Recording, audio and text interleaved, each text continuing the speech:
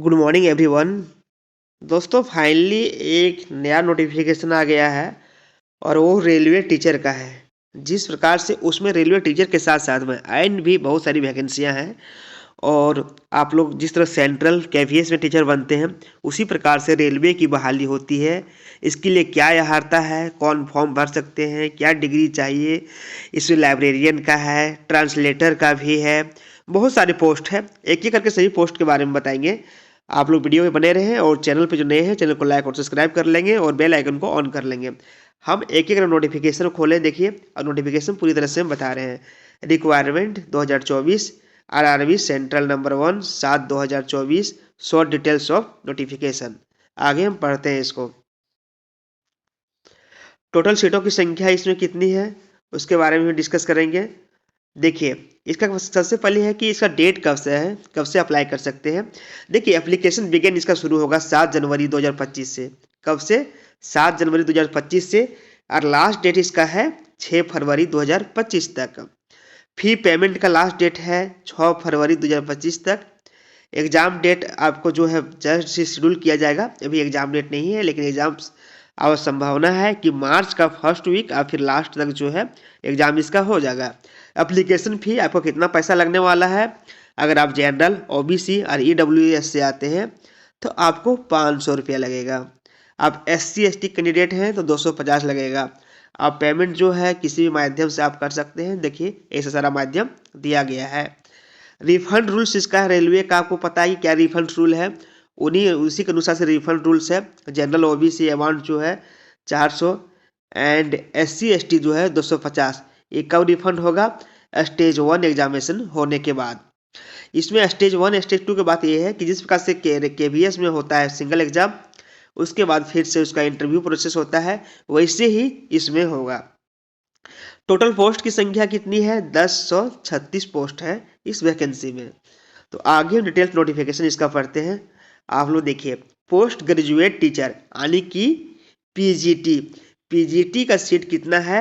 187 seat है। इसके लिए क्या होना चाहिए? आपके पास मास्टर डिग्री होना चाहिए और मिनिमम विधि एटलीस्ट मिनिमम 50% मार्क्स होना चाहिए। बीएड एग्जाम पास होना चाहिए। एज आपका 18 से 48 ईयर के बीच होना चाहिए। मोर सब्जेक्ट वाइज एलिजिबिलिटी जो है डिटेल्स रीड नोटिफिकेशन में सारा कुछ आपका आगे हम बताएंगे।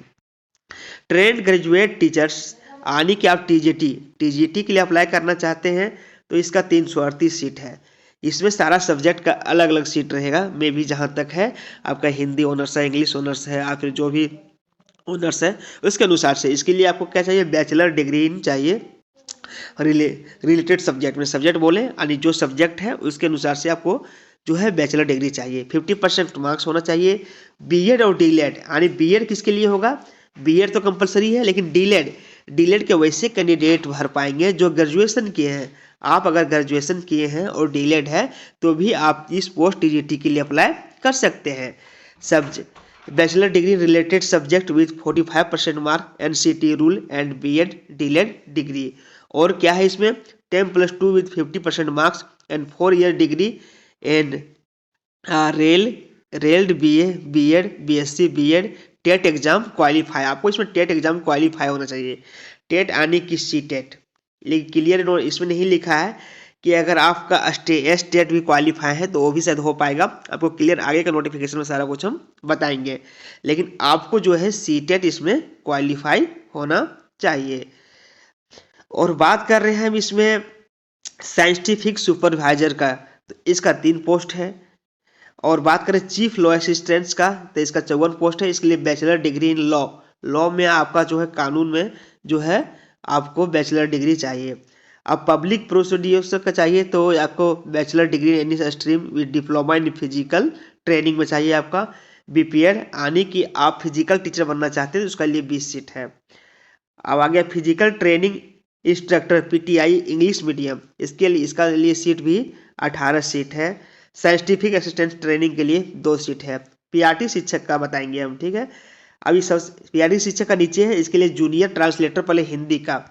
इसमें देखिए जो छात्र ग्रेजुएशन किए हैं हिंदी ऑनर्स के साथ में उसके लिए 130 सीट है, ठीक है। एलिजिबिलिटी डिटेल्स देव लेवल सुन आप मिल जाएगा। लेकिन सबसे बड़ी यह बात है कि अगर आपने हिंदी ऑनर्स से ग्रेजुएशन किए हैं तो आप इस पोस्ट के लिए अप्लाई कर सकते हैं। ये ट्रांसलेटर का लिए होता है। और सीनियर पब्लिसिटी इंस्पेक्टर का 3 सीट है। इसका जो है दिया हुआ सारा कुछ। अब स्टाफ एंड वेलफेयर इंस्पेक्टर, इसके लिए कितना सीट है? 59 है। इसके लिए भी bachelor degree in any stream चाहिए with diploma in labour law, welfare, social welfare, LLE labour law और degree in ME with personnel management specification. तो इस सब में चाहिए। लाइब्रेरियन का भी पोस्ट है दोस्तों। लाइब्रेरियन का 10 पोस्ट है, बहुत कम पोस्ट है लाइब्रेरियन का। इसमें आपको लाइब्रेरियन का कोर्स किया हुआ होना चाहिए। अगर आपने लाइब्रेरियन का कोर्स किए हैं तो इस सीट के लिए अप्लाई कर सकते हैं।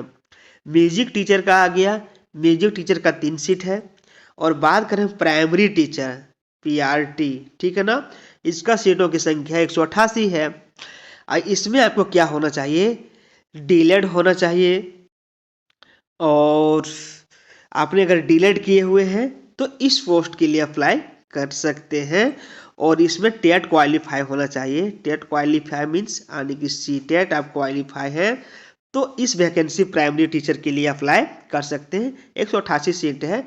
और फिर रेलवे में आप जो है टीचर बन सकते हैं। Assistant teacher female junior school के लिए जो है, जूनियर स्कूल जो होता है उसके लिए 2 सीट है। इसके लिए जो अलग इसका 10+2 intermediate with 45% marks NCTE notes and 2 year diploma in elementary education, इसका आपके लिए चाहिए ये डिग्री। फिर लेबोरेटरी असिस्टेंट्स का है, फिर लैब असिस्टेंट्स का है, इसके लिए भी 12 सीट है। इसका जो है फिजिक्स केमिस्ट्री में आपको जो है 10+2 इंटरमीडिएट जो है वो अप्लाई कर सकते हैं। और सर्टिफिकेट इन लैब टेक्नोलॉजी में आपको होना चाहिए। अगर ये चीज़ में आपको है तो पूरी प्रकार से इस वैकेंसी को अप्लाई कर सकते हैं दोस्तों। इसके बाद आप एग्जाम जब क्वालिफाई कर सकते पाएंगे तो 85:15 का रेशियो होगा, जिस प्रकार से KVS में होता है। आपका जो है 85% मार्क्स जो है आपका इस एग्जाम जो रिटन एग्जाम होगा उससे होगा। अब 15% मार्क का जो वैल्यू बढ़ेगा वो आपका इंटरव्यू सेक्शन से बढ़ेगा। दोस्तों वीडियो अगर पसंद आया हो तो वीडियो को लाइक और सब्सक्राइब कर लें और बेल आइकन को ऑन कर दें।